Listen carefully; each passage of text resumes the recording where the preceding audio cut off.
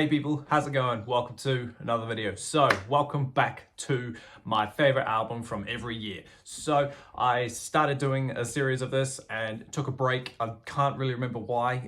Was it because it clashed with Christmas? Did I get sick? Did the boy get sick? I can't remember. But for some reason, did I get lazy? For some reason, it just stopped. We've done my favorite album of every year from the 1970s. Go watch that. We've done our favorite album from the 80s. Go watch that. And today, we're tackling a decade that I was finally introduced in. Welcome to the 90s. So yeah, if you know anything about me in terms of famous 90s music, well, into mainstream famous 90s music, I'm not the biggest fan of it. So yeah, you'll notice that straight away.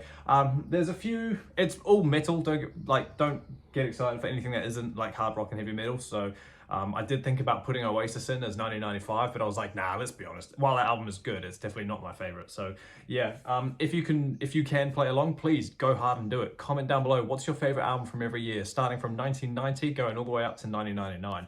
This one's going to be fun. We're going to do this one, and then hopefully I'll do the 2000 and then the 2010s as well, and then we can finish it off.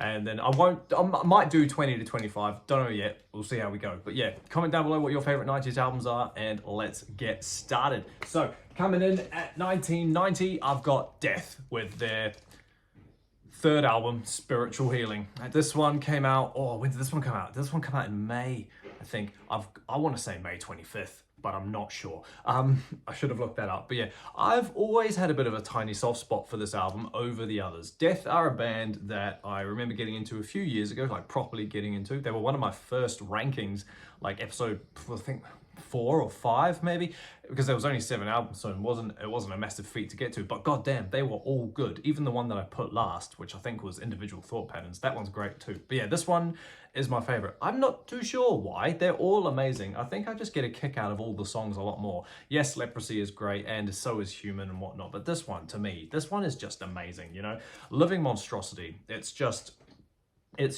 this whole album is loud and it's fast and aggressive. And what do you expect? It's death, you know, it's death metal. The lineup on here is pretty perfect, in my opinion. I can't remember, you know, who does what off the top of my head. I haven't studied it that good. But yeah, obviously Chuck's going in full swing. It's sort of a bit more progressive than just straight death metal like on Leprosy, which might be why I like it a bit more. And maybe it's to do with the content of this album. It's funny that, like, I feel like Death write unofficial concept albums. Scream Bloody Gore is like a comic Evil Dead zombie horror driven album, right?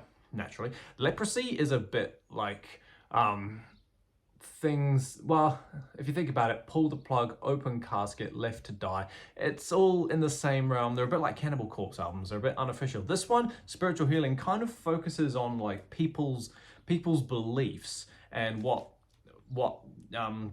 how people live their lives and things like that. Like Altering the Future, great song, love that song, but I'm pretty sure that's the one that's about abortions and Chuck Schuldiner take on what he believes, whether he's pro-life or pro-choice kind of thing. Defensive Personalities, I think, is my favorite song. Just that breakdown in the middle, that part where the bass drums go. I remember hearing that for the first time in my car when I was jamming this album back then, and good God, I was waiting in a traffic jam and my car was shaking like it was nice. I think at that moment I decided, yep, this is my favorite album. Within the Mind is great. The title track, Spiritual Healing. Low Life, Genetic Reconstruction, you know, that's awesome as well. Again, Genetic Reconstruction, is that about, you know, transgenderism and whatnot? If it is, that's a bit progressive for 1990. And Killing Spree, you know, just fantastic stuff. Honestly, it's a great album, and I always, whenever I'm in the mood for death, I always come back to Spiritual Healing. And yes, Leprosy gets spun as well, but this one is just fantastic. So yeah, favorite album of 90 is Spiritual Healing.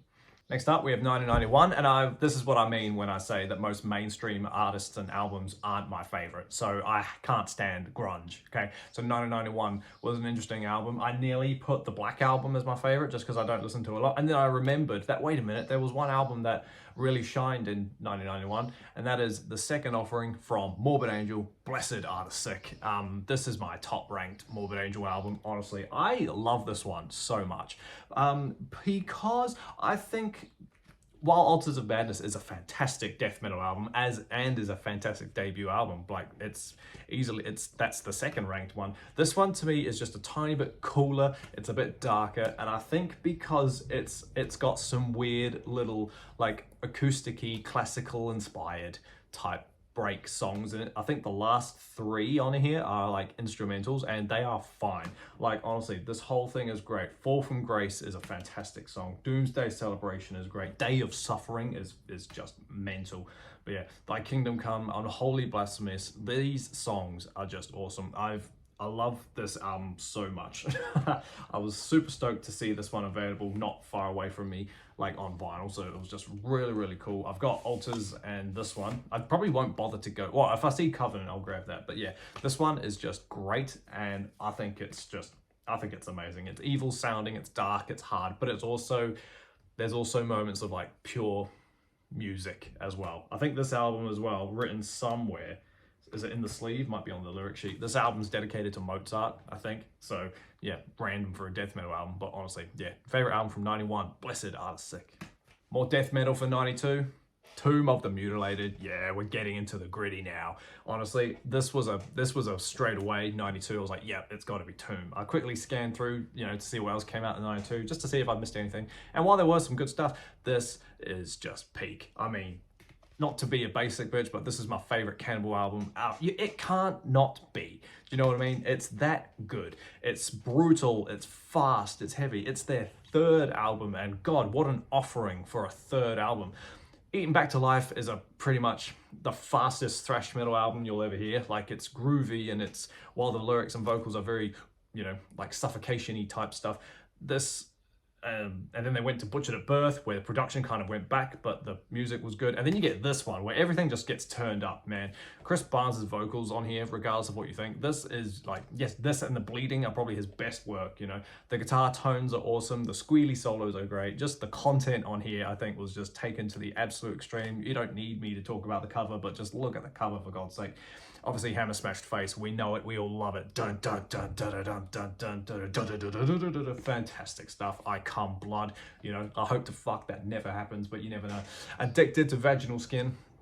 Just serial killer inspired stuff, great stuff. Split Wide Open, Necro Pedophile, just classic songs, honestly. The way that song ends with the children playing in the background is just a crack up nice touch. And then you kind of get an unofficial concept on side 2. In my opinion, you get the Cryptic Stench, Entrails Ripped, I'm not saying the whole thing, Post-Mortal Ejac, and then Beyond the Cemetery. It's like an onflowing story of a guy who I think it starts from Entrails Ripped, just gets wilder and wilder. You can hear it in the music, and you can hear it in the vocals as well, that he's starting to do that. And then Post-Mortal Ejac, after all that, and then Beyond the Cemetery. Once he's done with her, he goes to the cemetery to carry on. Unofficial, but cool. I mean, it's a fantastic album. It's gritty, it's hard, it's brutal. What more do you want? Favorite album from 92, Tomb of the Mutilated. Off death metal, black metal. 93, my year, Under a Funeral Moon from Darkthrone.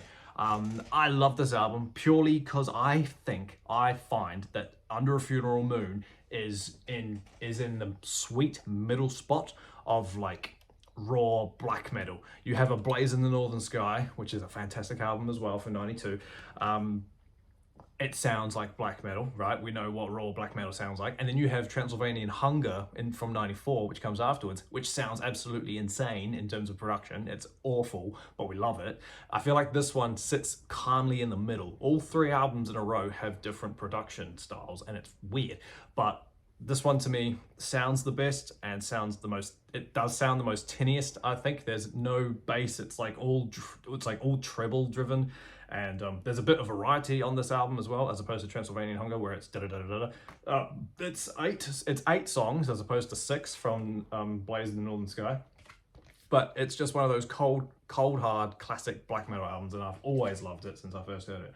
Natasha in Eternal Sleep, I think, is a great opener. Summer of the Diabolical Holocaust. Honestly, side A is great. The Dance of Eternal Shadows and Unholy black metal. If you're gonna listen to black metal, it's got to be unholy, obviously. To Walk the Infernal Fields, that's great. That slow driven one. Under a Funeral Moon, the title track's just fantastic. And then you got In A De Dioptus Goes Fun, however that's pronounced, the one, yeah. And Crossing the Triangle of Flames, it's honestly so much fun. It's evil sounding, it's dark, it's sinister, it's just great. It's cold. It's not really for my January at the moment because it's summer, but I'll be, not that it snows here, but I'll be jamming this in June a lot. So yeah, 1993, Under a Funeral Moon. We go off to a CD now, 1994. I did think about this one, as I just said, it's Transylvanian Hunger, but I was like, that's a great album as well. What else came out of, they all escaped me. One that I can immediately think of that I contemplated was Korn's debut, but I thought, nah, do you know what? Let's go for Megadeth's Euthanasia. Yep, I know, this is a wild card in a way. I remember ranking all of Megadeth not too long ago, just before the boy was alive, and I put Euthanasia up at number 2. I didn't expect it to go that high. I was like, yeah, sure, top 10, it's catchy enough from what I remembered before jamming it again. And then jamming it, you know, today or whatever, in this era of my life, Euthanasia is a fantastic album. Like I say, it's number 2 ranked. Reckoning Day, fantastic song, easy riffs in there, just good stuff. Train of Consequences, just that real, like, not staccato, but that real static riff. Addicted to Chaos, fantastic stuff, that one's great. A Tout Le Monde, the ballad, it's all right, don't hate it, you know, but we've heard it a lot. Elysian Fields, that one's good. The Killing Road, that one's awesome. Blood of Heroes, you know, that one's awesome. Family Tree, I mean, yeah. Euthanasia, not a bad title track, I don't mind it, but I Thought I Knew It All, that's an underrated song. I thought I knew it all. Black Curtains is fine, but Victory is a great way to showcase your entire career in one song. The lyrics are just all Megadeth titles up until that point. I think that's great. Yeah, this is the 2004 remaster, which I know everyone shits on because of how bad it sounds, but I know no different, so to me it sounds fine. But yeah, 94, Euthanasia, great album. 1995, unfortunately, is an album I don't physically have because this is one of those albums in this country that just seems impossible to come by. But my favorite from 95 is Deicide's What's Up on the Cross. Fantastic stuff. Honestly, this is their 3rd studio album from April 17, 1995. And I remember hearing this when I was heavily getting into black metal. Even though it's a death metal album, you can't help but ignore that album cover and that name, right? You heard the song Once Upon the Cross and how it starts with the, is it from Passion of the Christ? I don't know. But that snippet of Jesus being crucified and whatnot, that's always good fun. We love it. It's just a fast, hard paced all the time album. It's death metal. What do you expect? I was literally just reading about it before I press record. And it says here that, the band thinks that the Cross album is quite slow. When they play the songs live, they play them a lot faster than you hear them on the album. The album was only 22 minutes long, so they slowed the songs down and got it to 28 minutes. It's a very quick album in terms of length, but still, maybe slowing them down was good because there's grooves in them, especially in When Satan Rules His World. I'm pretty sure that one where it just, you know, it starts off fast and then oh, just fantastic stuff. Once Upon the Cross, great song. Christ Denied, awesome. Kill the Christian, great death metal right there. They Are Children of the Underworld, fantastic stuff. Honestly, you can't really go wrong with this album. I've never listened to all of Deicide's album. I've only listened to this one in full and maybe Slave to the Grind, but maybe not. So one day I've got on my list to rank Deicide. I think it'll be fun, but yeah, if they're all as good as Once Upon the Cross, then I'm in for a good time. I've heard people rate the debut quite high, which is always nice. I love a good debut, so that'll be fun whenever that happens. But yeah, favorite one from 95, Once Upon the Cross. Just one of the more perfect death metal albums with a lot of black metal undertones in terms of lyrical. I think it's just great. So yeah, 95, Once Upon the Cross. 96 is gothic stuff. Number 96 is October Rust from Type O Negative. Yep, once again, this is my favorite Type O album. I ranked them all not too long ago and had great fun with it, and this one came out on top. This one is just awesome fun. It's nowhere near the likes of the early stuff. There's no punk elements on here, like with Slow, Deep and Hard and the fake live album, and with Bloody Kisses, how half of that is like doomy gloom and the other half is punk. This one is just straight gothic doom type stuff, you know, it's just awesome fun. It's a long album, but I think I keep saying it, it's just great fun. It's got some of their best work on here. I love the intro. The intro track has a weird thing that you've never heard before. It's like a random bunch of noises, and then it's the band talking, appreciating you and thanking you for buying the physical album. In this day and age, that's something we need on more albums. And then it goes straight into Love You to Death, which, like I said, is one of their best songs. You know, it's a long song, it's a ballad. The vocals in that are just beautiful, honestly. It's just, I love singing that one, it's awesome. Green Man, I love the melodies in Green Man as well. That one's just fantastic. Red Water, very sad song, but it's great as well. My Girlfriend's Girlfriend is a bit more of bringing the humorous side of Type O out onto a bleak album. It's awesome. Cinnamon Girl, the Neil Diamond cover, you know, it's just great. And then Haunted. Haunted's a fun one. That's one of the more underrated songs, I reckon. That one on here is great. But yeah, In Blaze of Bacchus, I think is a bit dumb. That's the one where the lyrics just be repeated all the time, I think. Or either that or it's Burnt Flowers Fallen, sorry, one or the other. Can't actually remember right now. But yeah, Die With Me is great. It's a good song. I think it's a great album. I think it's one of the best ones ever. But yeah, easily a standout from 1996. Typo Negative's October Rust. 1997 was an interesting year for me because, well, I mean, not too much for what I listened to came out. However, there was one that I noticed came out and I was like, oh, of course, I love that album.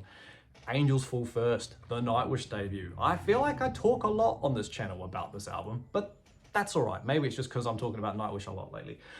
This album came out on November 1st, 1997, and while we know Nightwish is the grand, bombastic film score symphonic metal band, this one is very simple compared to that. Obviously, it's the first album, it's humble beginnings, but don't knock it just because of that. It's got Tarja on the vocals, obviously, so if you can handle her singing, you know, you're in for a treat. It's very simple, but I love it. Elven Path, I think, is the best. I think Elven Path is the best song on the album, and it's just rather than, you know, symphonic orchestral elements, it's just, you know, synths and keys, which is fine. You know, it's more or less a basic power metal album at this point. Beauty and the Beast, fantastic song. That one's got that's the duet one. The Carpenter is good. Honestly, side A on this album is fantastic. Astral Romance, Angels Fall First, the title track, that one's good. Tutankhamen though, that intro riff, honestly, good stuff.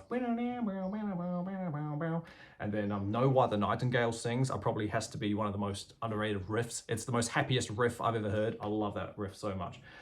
But weirdly enough, Lapland, the last song, I could do without that. That's probably the weakest one for me in my opinion. But yeah, aside from that, it's honestly so amazing. My favorite album from 97, Nightwish's debut, Angels Fall First.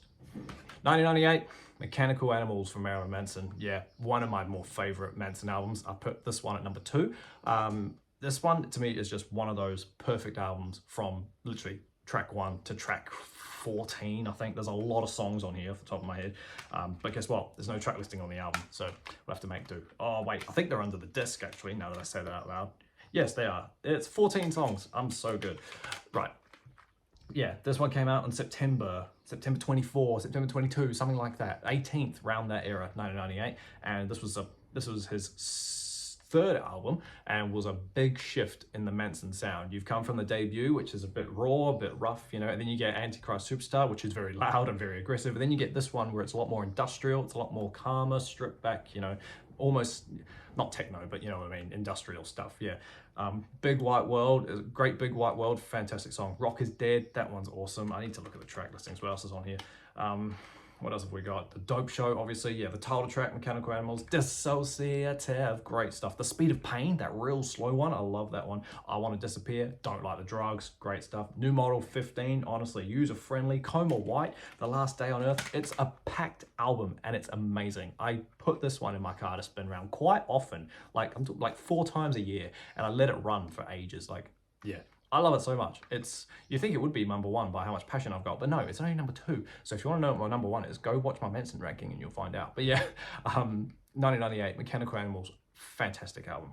And then 1999, the last one of this decade, is an album that sort of how do you say this? I like recently fell in love with again, thanks to a friend who's listening to this band for the first time. 1999 is Dream Theater's Scenes from Metropolis Part 2, Scenes from a Memory. Yeah. This is the concept of concepts. This isn't my favorite Dream Theater album, but you can't deny that this album is fantastic, right? It's just concept as, you know, everyone on here is on point. Each song on here is fantastic, how they all flow into each other. One massive story about a man going through hypnotherapy to find out that he's the reincarnation of someone. Yeah, long story short, eh? But yeah, scene one, Regression, tick tock, great intro. I think that's awesome. The Overture, Strange Deja Vu, those ones are awesome. Through My Words, Fatal Tragedy, fantastic stuff. There's some insane guitar playing on there. Well, there's insane guitar playing throughout the whole thing because it's Dream Theater. What did you expect? But yeah, Beyond This Life, Through Her Eyes, it's all good. Home, that Arab sounding one, that one's great. The Dance of Eternity, What More Do You Need? One Last Time, it's nice as well. The Spirit Carries On, Finally Free, just just great stuff. And yeah, this is where Dream Theater really kicked into gear and became the Dream Theater we know, you know, with the whole concept things and things that loop back to each other and tie in together and whatnot. This album ends how 6 Degrees begins, you know, that whole thing began. Honestly, it's a fantastic album. Not my favorite, it's number 3, but it's still fantastic. So yeah, 1999, Scenes from a Memory, Metropolis Part 2. Sweet as team, thank you so much for hanging out with me while I sit here and take you through each of my favorite albums from every year of the 1990s. Like I said at the start, let me know down below what your favorite 90s albums are. Do we have any similarities? Are we completely different? Let's have a conversation and we'll discuss. Keep an eye out for the next one. Like I say, we'll do the 2000s probably soon, and I did a video the other day about 10 bands I love, so now we're going to do 10 bands that I hate. That one's going to be fun. But yeah, got some content rolling out, so it's going to be fun. Keep an eye out for the next video. But until that happens, everybody, stay inside, stay safe, jam this album, and I'll see you all in the next video. See you later.